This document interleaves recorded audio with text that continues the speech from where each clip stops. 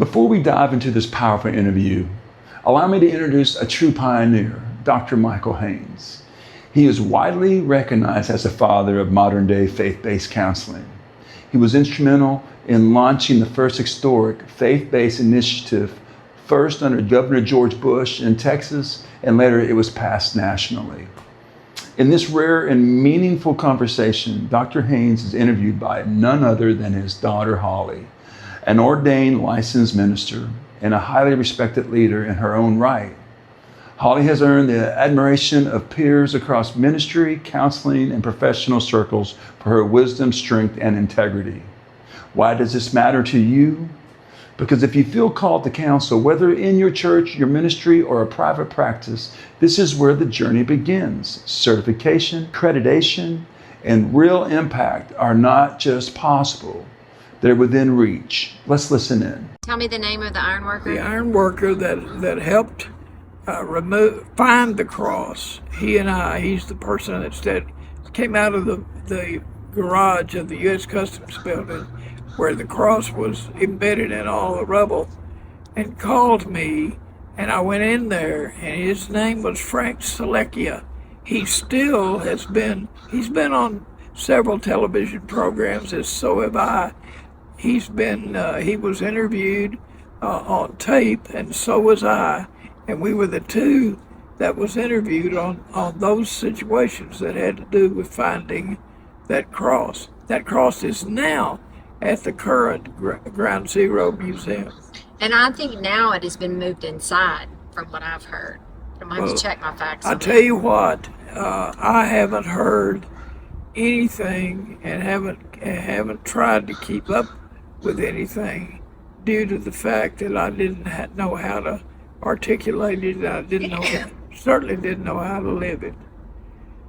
Now it's coming out after 20 years. It's beginning to come through, and I'm really realizing what I did see, not only see, what my five senses experienced. I touched things I would never touch in just my human life. I would never. But Michael, you did go on to teach thousands of people after that, their certification for first responder, for accidents like this. Absolutely. Which enabled you to really get a perspective of what can and could happen.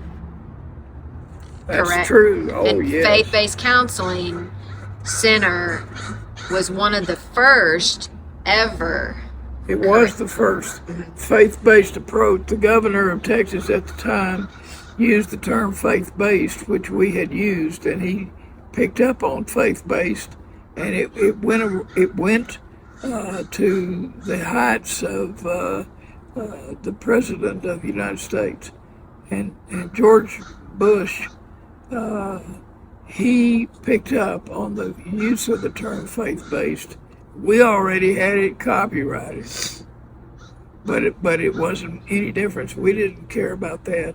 We were listening to what he was doing by opening doors, and we started a school called Faith-Based Counselor Training Institute to train people how do you work with somebody who's been severely traumatized, like what happened up there. And it's happened since.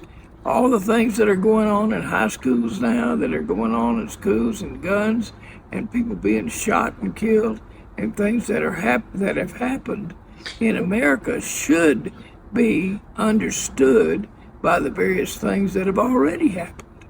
And we see this on the news, but so many times we see it on the news and we go back to our lives, but we don't think about the people that actually see it in person and how it affects them mentally and physically and all of those things. And so that's where you have trained thousands and thousands of people across the U.S., but also China. I know you've been to China and all around the world doing that. That's exactly true. And those doors were opened in the same manner that they were opened coming back from San Antonio by people like David Hartman, who was Giuliani's site manager, asking us to bring a team of counselors to Ground Zero. They needed our help. And that was That was like 2 days after the towers fell. And we had already started because we had been asked by other people in the fire department and the police department to get up there and help their officers to understand how do you work with this kind of situation. Because it never happened other than the Oklahoma City bombing and things but it wasn't anything like Ground Zero. And so what we did, what we learned, what we experienced, and what we began to teach other people, it went all over the world because there's so much going on now that people don't understand, or nor do they understand how do you work with a person who has been involved in something like this as a victim. Thank you for watching this powerful conversation. This is just the beginning, and there's so much more wisdom and insight coming in the next part of this interview.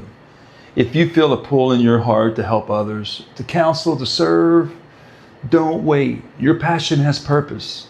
It's time to take the next step and use your calling to make a difference. Stay tuned.